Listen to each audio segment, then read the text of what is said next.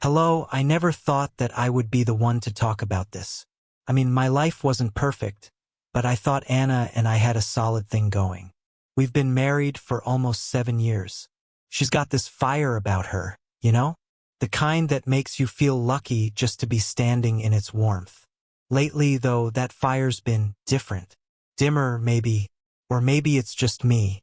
Let me backtrack a bit. Anna's been into fitness for as long as I can remember. It's one of the things I love about her. She's disciplined and determined. About a year ago, she started training with Damien, this personal trainer she met through a friend. I didn't think much of it. I mean, Damien and I are buddies. We met at a bar one night, totally random, and just hit it off. He's got that charismatic vibe, the kind that makes you feel like you've known him forever. Before I knew it, he was coming over for Sunday football, and we were throwing back beers like we'd been doing it for years. I never imagined he'd be the cause of all this. But I'm getting ahead of myself. It started with a picture. I was in my home office late one evening trying to meet a deadline. My phone buzzed on the desk. At first, I ignored it, but the screen lit up again, and something about the timing. It was past 10 p.m. Made me check. It was a message from an unknown number. Your wife and your best friend, it read. Attached was a photo of Anna and Damien sitting across from each other at a dimly lit table. Her face was glowing in the flicker of candlelight, a smile I hadn't seen in months lighting up her features. Damien looked just as I remembered him. Charming, easygoing. They were leaning in close, too close, and I could swear her hand was resting on his. At first, I tried to rationalize it. Maybe this was old. Maybe someone was playing a cruel joke. But my gut wouldn't let it go. Who sent this? Why? And why now? I stared at the photo until the lines blurred. Anna had told me she was out with friends that night. I even remembered kissing her goodbye, the faint scent of her perfume lingering in the air after she left. She'd smiled, but it didn't reach her eyes. Had I missed something? Was there a reason she'd been distant lately? I shook my head, telling myself I was being paranoid. But that didn't explain the photo. I texted the number back. Who is this? Where did you get this picture? No response. I tried calling, but it went straight to voicemail. I couldn't focus after that. I closed my laptop and paced the house, the silence pressing in on me. Anna wasn't home yet. The clock ticked past midnight, and my anxiety turned to frustration. I checked my phone again. Nothing. Finally, I went to bed, though sleep was the last thing on my mind. Anna came home around 1 a.m. I heard the soft click of the front door and the shuffle of her shoes being kicked off. I stayed in bed, pretending to be asleep, but my heart was racing. She slipped into the room quietly and climbed into bed without a word. I could smell wine on her breath. The next morning, I asked her how her night was. She gave me a breezy, "Oh, it was fine," and started scrolling through her phone. Something about her tone felt off, but I couldn't put my finger on it. I wanted to confront her about the picture, but I held back. I needed more information before jumping to conclusions. Over the next few days, I started noticing little things. Anna was on her phone more often, but whenever I walked into the room, she'd lock it and set it down. She'd been going to the gym more frequently, and her sessions with Damien seemed to last longer than usual. When I asked about it, she shrugged it off, saying she was training for a charity 5K. It made sense, but that gnawing feeling in my gut wouldn't go away. Then there was Damien. We hadn't hung out in weeks, which was unusual. He was always the one to suggest grabbing a beer or catching a game. I texted him a couple of times, but his replies were short, almost dismissive. Maybe he was just busy, I thought, but the timing felt too coincidental. I started to feel like a stranger in my own life. I didn't know what to believe, and every small interaction with Anna felt loaded. Was I imagining the way her smile faded when she thought I wasn't looking? The way she avoided meeting my eyes? The breaking point came on a Sunday afternoon.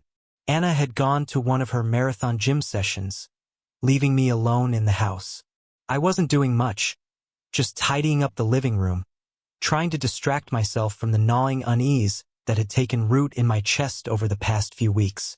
As I bent down to retrieve a stray sock from under the sofa, my fingers brushed against something small and cool. Frowning, I reached further and pulled it out. It was a bracelet, thick, masculine, and heavy. Not the kind of delicate jewelry Anna would wear. The leather strap was well made, with a polished silver plate on the clasp. I turned it over in my hand, studying it. It wasn't mine.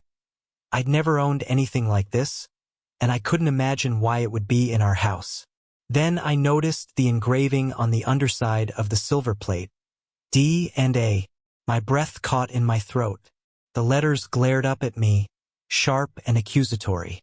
Damien and Anna. Couldn't be a coincidence. My pulse quickened as I stared at it, my thoughts racing. Was this Damien's? Had he left it here? And if so, why?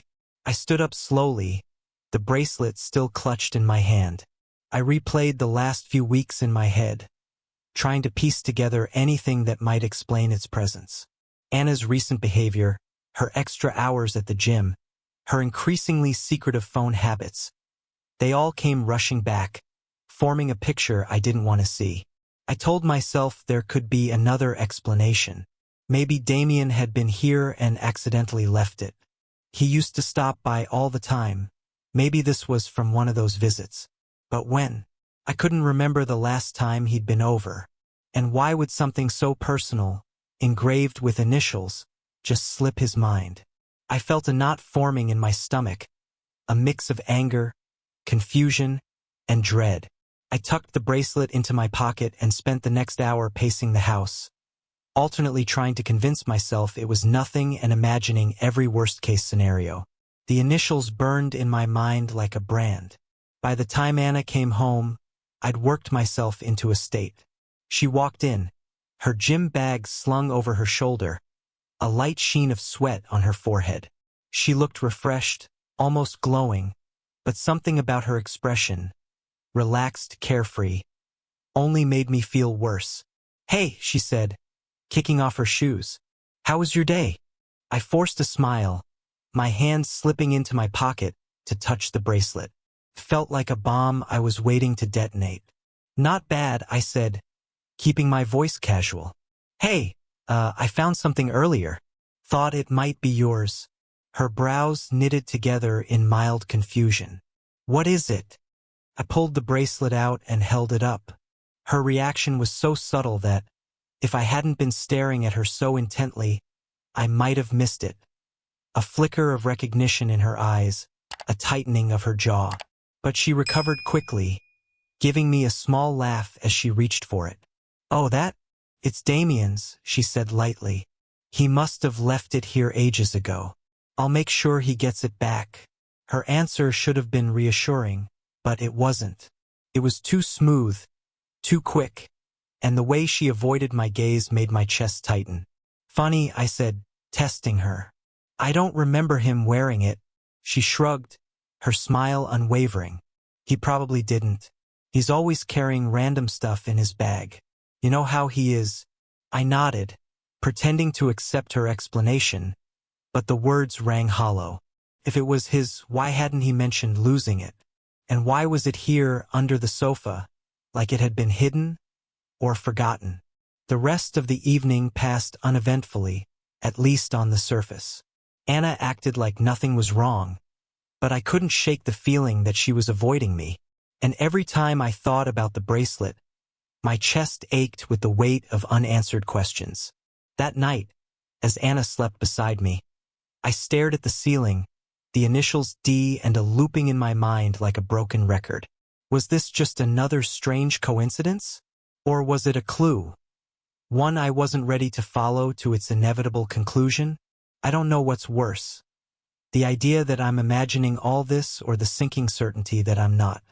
Over the next few days, I tried to push the bracelet out of my mind, but it stayed with me, a quiet nagging thought in the back of my head. Anna's dismissive explanation about it being Damien's felt hollow, and I kept replaying her tone in my mind, dissecting it for hidden meanings. Was I making something out of nothing? Or was my gut trying to tell me something I didn't want to admit? But Anna's behavior wasn't helping. She was distant in a way I hadn't seen before. Our conversations, which used to flow naturally, now felt strained. She didn't ask about my work, my day, or anything that wasn't directly related to logistics. When I asked her about hers, she gave vague, clipped answers like she was going through the motions. We'd always been a team, but lately, she seemed to be operating solo. Plans we'd once dreamed of together were now met with indifference. I brought up a potential getaway to Italy, an idea we'd romanticized about for years, but she brushed it off without much thought. Maybe next year, she'd said, eyes already elsewhere, as if the suggestion barely registered. Intimacy had become a ghost in our relationship. At first, I rationalized it. She was tired, busy, focused on her fitness goals. But after weeks of rejected advances and curt dismissals, it was clear something deeper was happening.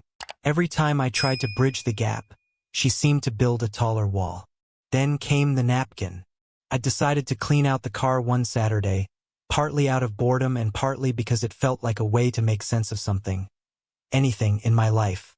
As I reached under the passenger seat, my hand found a small, crumpled piece of paper. It was a napkin from a local wine bar we hadn't visited in over a year. On the back, in faint blue ink, were the words, Thursday, 7 p.m. I stared at it, my mind racing. The handwriting wasn't Anna's. It wasn't mine either. But I recognized it. It had Damien's distinct loops and slanted letters. I felt a jolt in my chest as I turned the napkin over, searching for more context. But that was all it said. I stood there in the driveway, the napkin in one hand and a growing sense of dread in the other. Had Anna been to that bar recently? Was this another one of Damien's forgotten items, casually left behind like the bracelet? And if so, why hadn't she mentioned it? When I asked her about it later, she didn't hesitate. Oh, that's from a meetup with Damien, she said easily. We went there to brainstorm ideas for the charity 5K. Talk about sponsorships and routes. I must have left it in the car. Her tone was light, dismissive, as if the napkin wasn't worth a second thought. It was a plausible answer, and yet, something about the way she said it felt too polished, like she'd rehearsed it. And if it was so innocent, why hadn't she mentioned the meeting before? I tried to distract myself, to let it go. But the doubts were relentless. Every small, innocuous moment now felt like a clue. I started paying closer attention to everything, her schedule, her habits, the way she interacted with me. One night, as we sat in the living room watching TV, I noticed her shift uncomfortably when a scene about infidelity came on. She grabbed the remote and flipped the channel without explanation. That show's too slow, she muttered, not meeting my eyes. It wasn't like her to be squeamish about a storyline, but I said nothing. I didn't want to tip my hand just yet. Damien was acting strangely too. I tried reaching out to him to grab a beer or catch a game, but he always had an excuse. A packed schedule, late-night training sessions, or needing me time. When we did finally connect over the phone, he seemed normal on the surface, but he didn't ask about Anna once. That was unusual for Damien, who always seemed to have some fitness tip or compliment about her progress. It felt deliberate, like he was avoiding the subject altogether. Then the bracelet disappeared. I'd left it on the dresser in our bedroom, a silent reminder of my growing suspicions. I'd been waiting for the right moment to bring it up again, but one evening, as I was putting away laundry, I noticed it was gone. Hey, I said casually as Anna walked past. Did you move that bracelet? She stopped, her expression neutral. Oh, I gave it back to Damien, she said, her tone easy. Didn't want it lying around forever. I nodded slowly, pretending to accept her answer, but the gears in my mind were turning. When had she given it back? Damien hadn't been to the house since I found it, and I hadn't seen her take it out. Was she meeting him outside the gym? Or had she simply stashed it somewhere else to avoid the conversation? As the days passed, I felt like a detective trying to solve a mystery with missing pieces. Every clue seemed to point in one direction, but none of them provided definitive proof.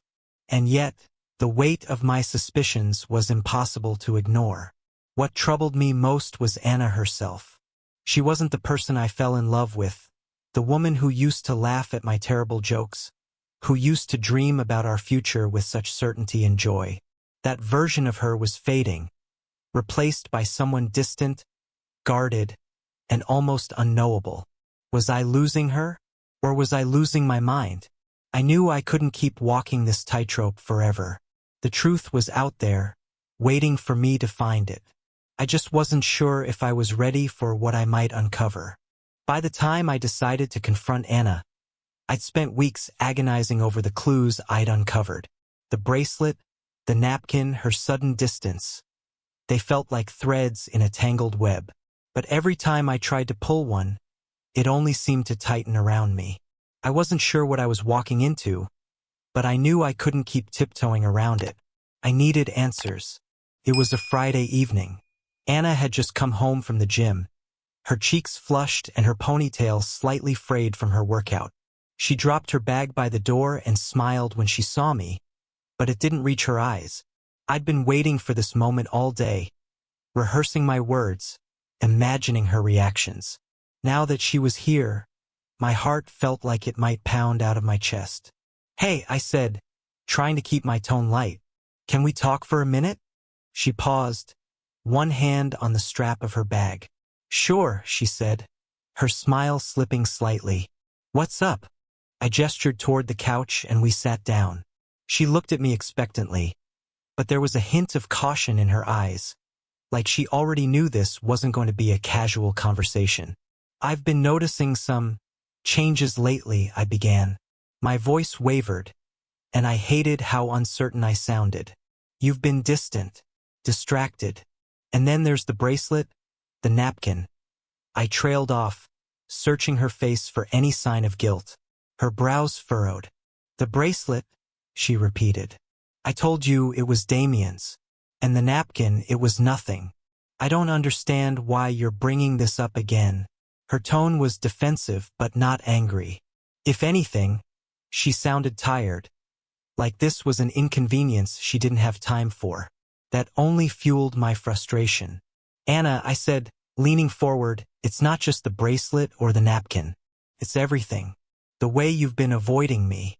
The way you don't want to talk about our plans anymore. The way you've changed." My voice cracked on the last word, and I hated how vulnerable I felt. She stared at me for a moment, then shook her head, her expression unreadable. "Peter," she said, her voice calm but edged with irritation, "you're imagining things. I'm busy. The gym, the charity run, work. It's a lot. I'm sorry if I've been off, but it's not some big conspiracy. You need to stop overthinking everything."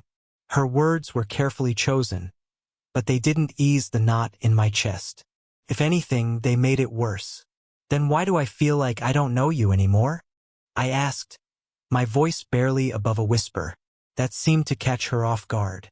For a split second, something flashed across her face. Guilt? Pain? Couldn't tell. But just as quickly, it was gone, replaced by a mask of calm detachment. "I can't help how you feel," she said quietly. "But I promise, there's nothing going on.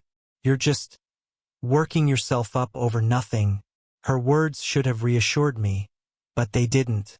That night, as she slept beside me, I stared at the ceiling, my mind racing. Something about her reaction felt off. She hadn't outright denied anything, but she hadn't given me any real answers either. It was as if she was walking a tightrope, carefully balancing her words to avoid slipping. I realized then that I couldn't take her at face value. If I wanted the truth, I'd have to find it myself. The next day, I put my plan into motion.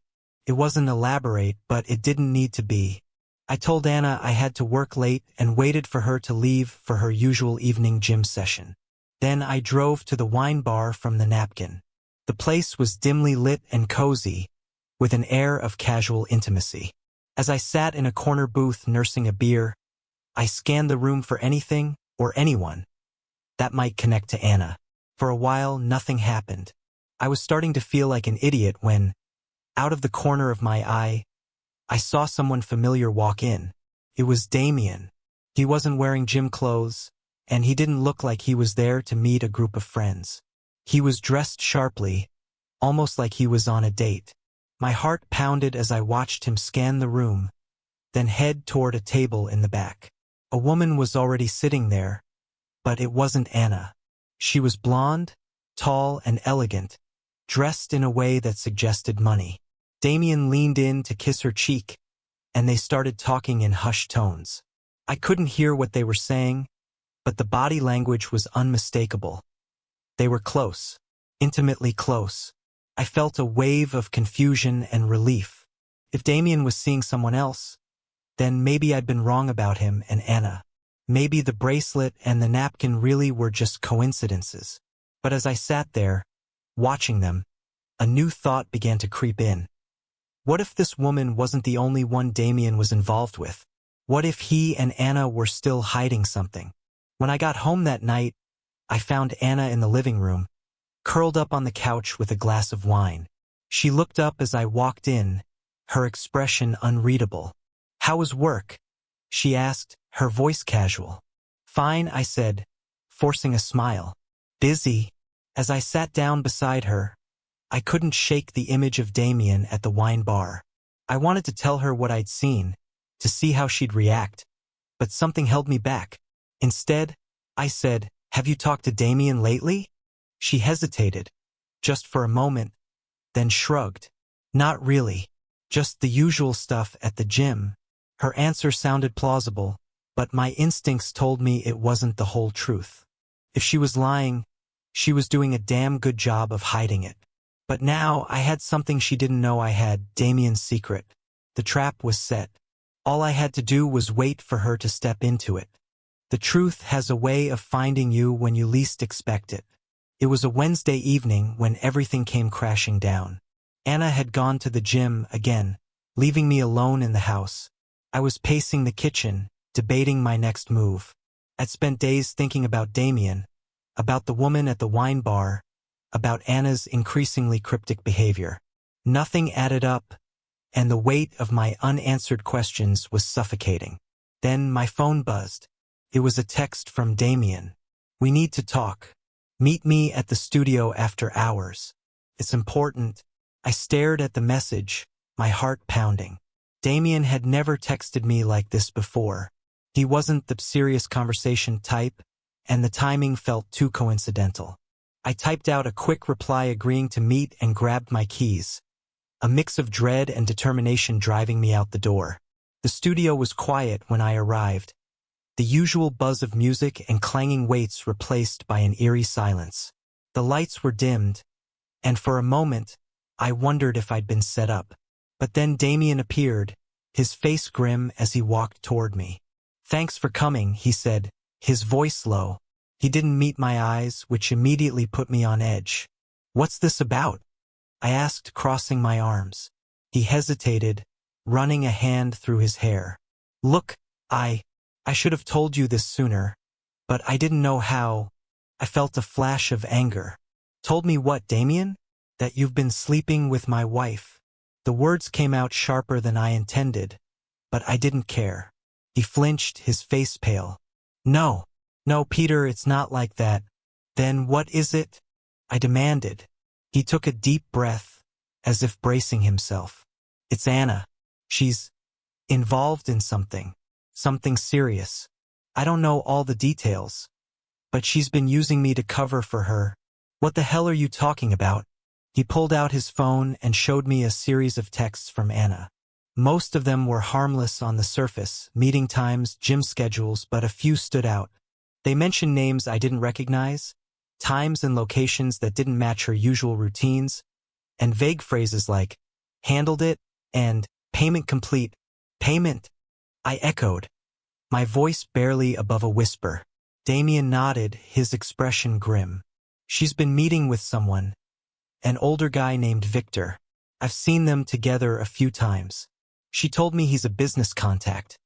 But he trailed off, looking genuinely uncomfortable.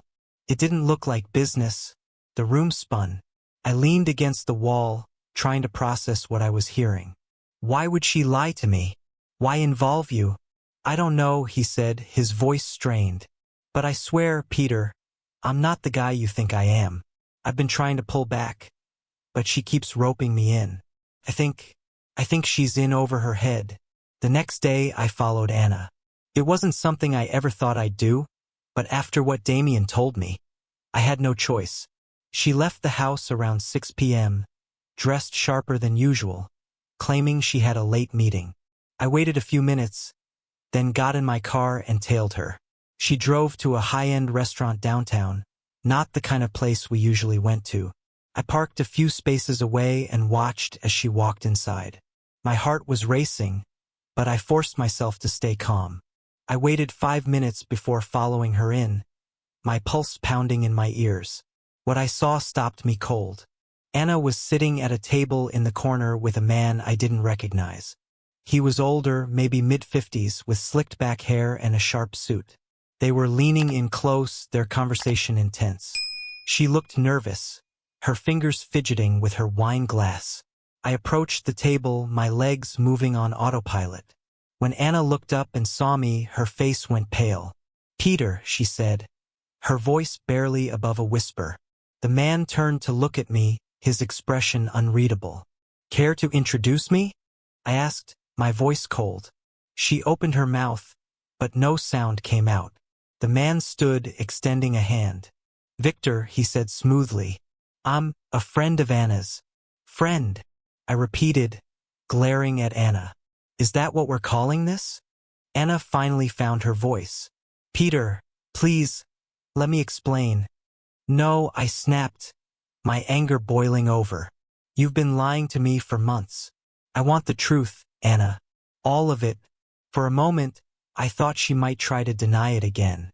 But then she sighed, her shoulders slumping as if the weight of her secrets had finally become too much to bear. "Victor's not just a friend," she said quietly. "He's my employer." "Employer?" I echoed, completely thrown. Victor cut in, his tone calm but firm. "Your wife has been helping me with some transactions. High value, discreet. She's been very good at it." "Transactions?" My voice rose. "What the hell are you talking about?" Anna reached for my hand, but I pulled away. "Peter, I never wanted you to find out like this. I got involved with Victor a year ago, after the gym started struggling. I thought it was just a one-time thing, but it snowballed." "What kind of transactions?" I demanded, my stomach churning. "Money laundering," Victor said bluntly. "High stakes, high risk, high reward." I stared at Anna, barely able to comprehend what I was hearing. "You've been laundering money? Using Damien as a cover?" Tears welled in her eyes. "It wasn't supposed to go this far. I did it for us, Peter, for our future. But then it got out of control." I shook my head, backing away. "Don't you dare try to pin this on me. You lied to me. You used Damien. You've been meeting with him, with Victor, behind my back. God knows what else you've done."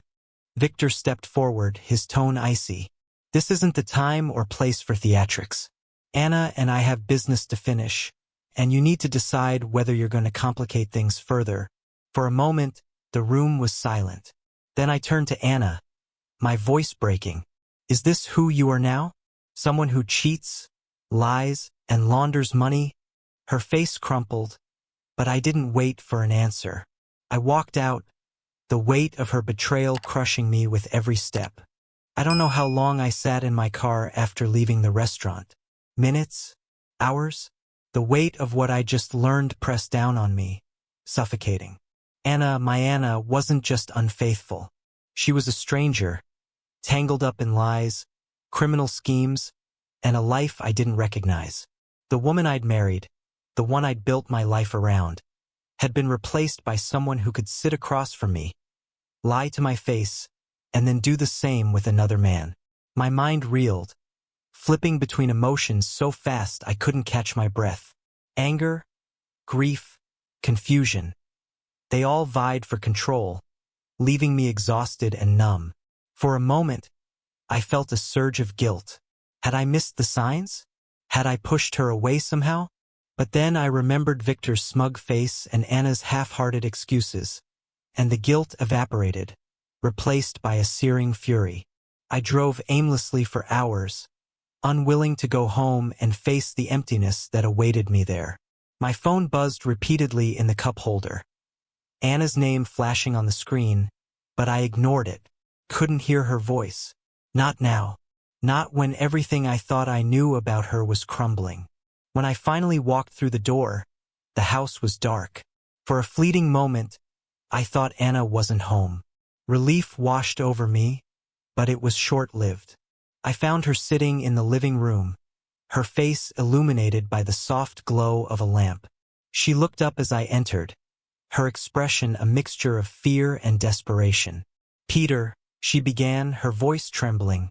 "Please, let me explain." I stopped in my tracks, my hands balling into fists. "Explain what, Anna? How you lied to me for months, how you dragged Damien into your mess, or how you've been laundering money for a man like Victor." She flinched at my tone, tears spilling down her cheeks. "I didn't want it to be like this. I thought I could fix everything before you found out." "Fix what?" I demanded. "Our marriage? Or the illegal operation you've been running?" She buried her face in her hands, sobbing. "It started with the gym," she choked out. "We were struggling, Peter. You didn't know because I didn't tell you. I didn't want to burden you. Victor approached me about investing. It sounded legitimate at first, but then, it wasn't." I stared at her, my heart pounding. "So you just went along with it? You let him pull you into something illegal and didn't think to tell me?" "I thought I could handle it," she cried.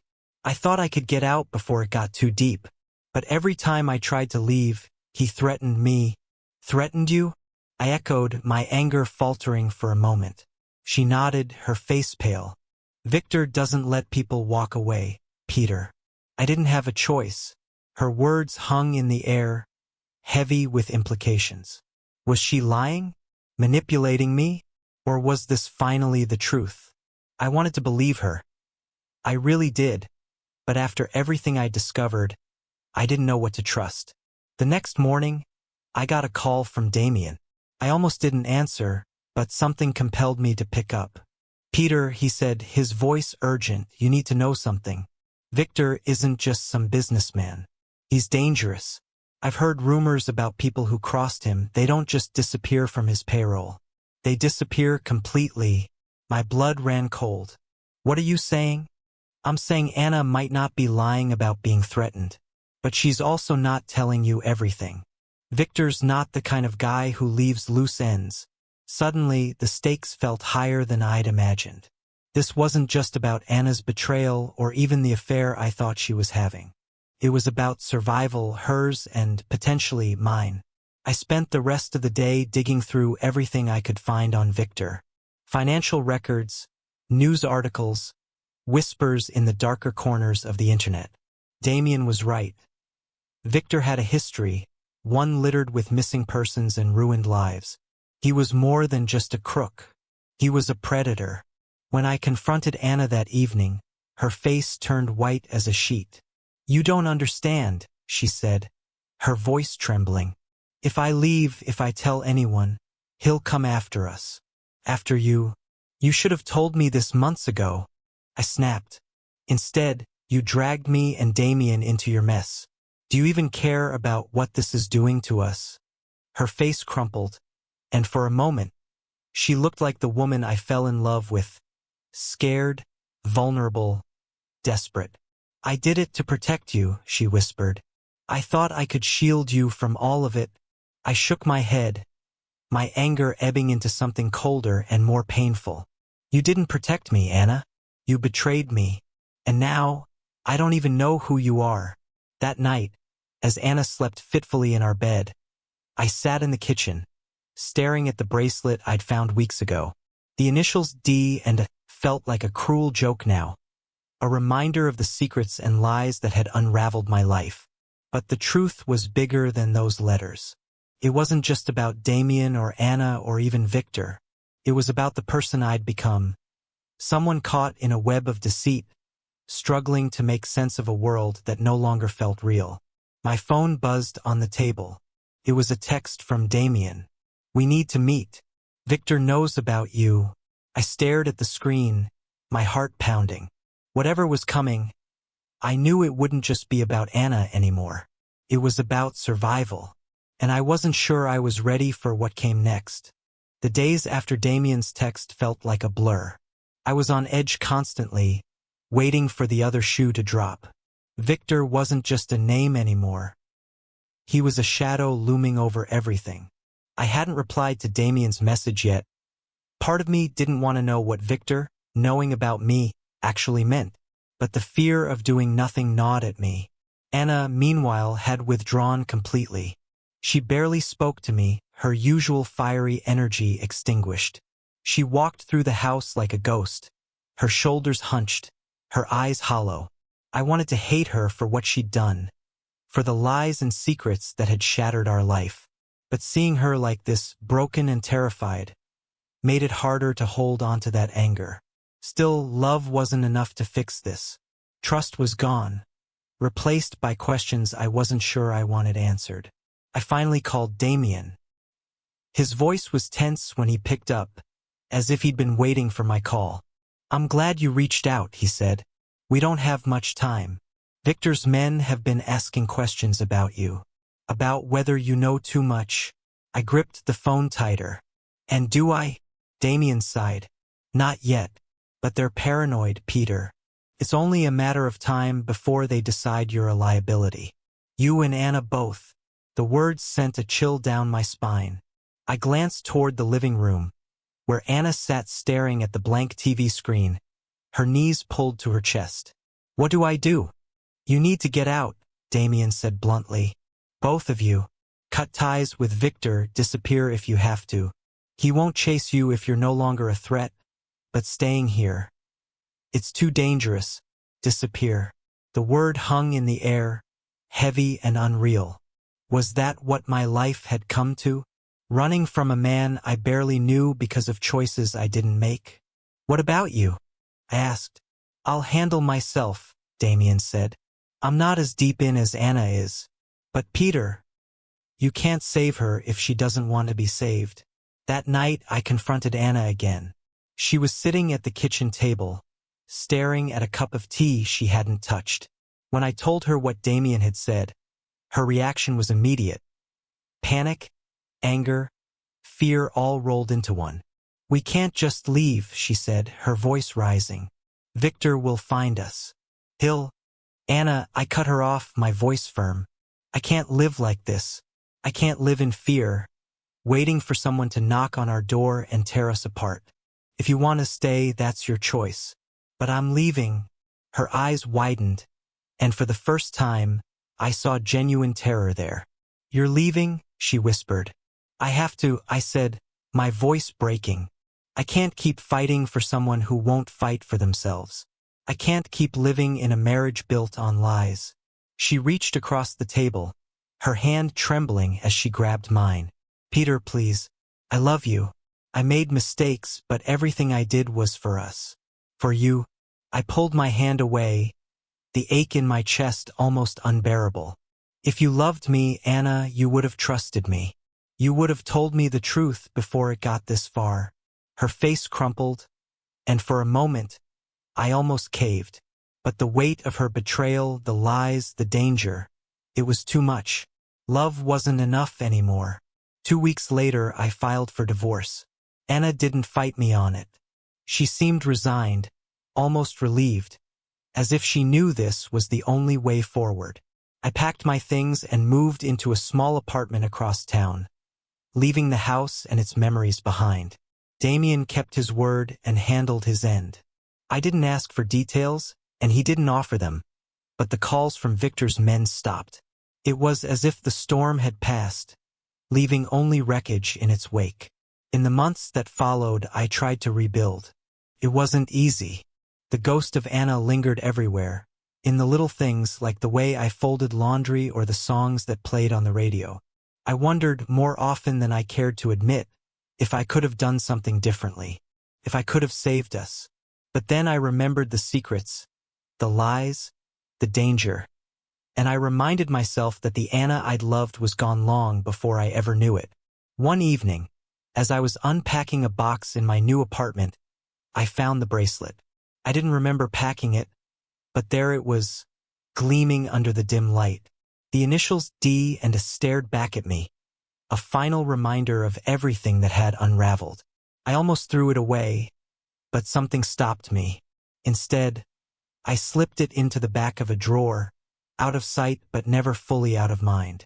Sometimes, late at night, I think about Anna, about where she is, what she's doing, if she's still looking over her shoulder. Part of me hopes she's found a way out of Victor's web. Another part of me knows I'll probably never see her again. But the strangest part? I'm okay with that. For now, the questions linger. The wounds remain. But so does the promise of something new, something untangled and clean. And that's enough for me to keep moving forward. I was also worried that the bracelet was back in my things. I sat on the edge of my bed, turning it over in my hands. Anna had told me she gave it back to Damien. So why was it here now? Had she lied again? Or was this her way of saying goodbye? I'll never know for sure, but holding it in that moment, I realized it didn't matter. Whatever it symbolized, love, betrayal, regret, it wasn't mine to hold on to anymore. I tucked it away in a drawer, out of sight, where it stayed ever since. A relic of a life I no longer live. Or are Damien and Anna still hiding something from me?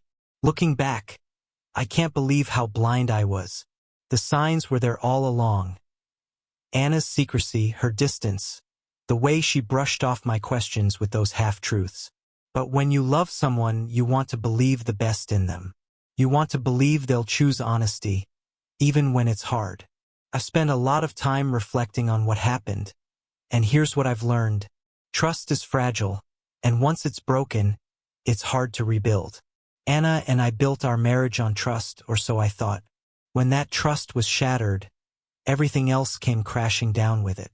If someone isn't willing to be honest with you, no amount of love or effort can make up for it. Don't ignore your gut.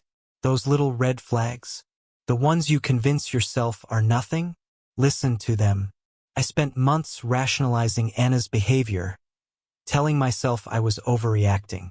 But deep down, I knew something was wrong. Trust your instincts, they're often more reliable than your emotions. Communication is everything. If Anna had come to me when she first got involved with Victor, things might have turned out differently. We could have faced it together. But by hiding the truth, she turned me into an outsider in my own marriage. You can't save someone who doesn't want to be saved. I spent so much time trying to fix what Anna broke, but in the end, it wasn't my battle to fight. You can support someone, but you can't carry their burdens for them, especially when they refuse to let go of the lies that weigh them down. Don't wait for things to get better on their own. If you're noticing changes in your partner, if the trust between you feels shaky, have the hard conversations now. It might be uncomfortable, but it's better than living in the dark, constantly questioning what's real. And if someone has betrayed your trust, take the time to decide what you're willing to forgive and what you're not. It's okay to walk away. It's okay to choose yourself. As for me, I'm still rebuilding. Trust doesn't come easily anymore, and I don't know when or if I'll be ready to love again. But I'm learning to live with that uncertainty, to accept that some questions will never be answered. There's one thing Anna said that sticks with me, though. Right before I left, she told me, sometimes we lie to protect the people we love. I've thought about that a lot. Maybe she believed it. Maybe she even meant it. But here's the thing. If love requires lies, then it's not love at all. Take care of yourselves. And remember, the truth always comes out one way or another. The real question is, are you ready to face it when it does? And yet, that bracelet still haunts me. Do you think Anna and Damien are really hiding something from me that happened between them? Let me know what you think in the comments below this video. Thanks for watching and bye.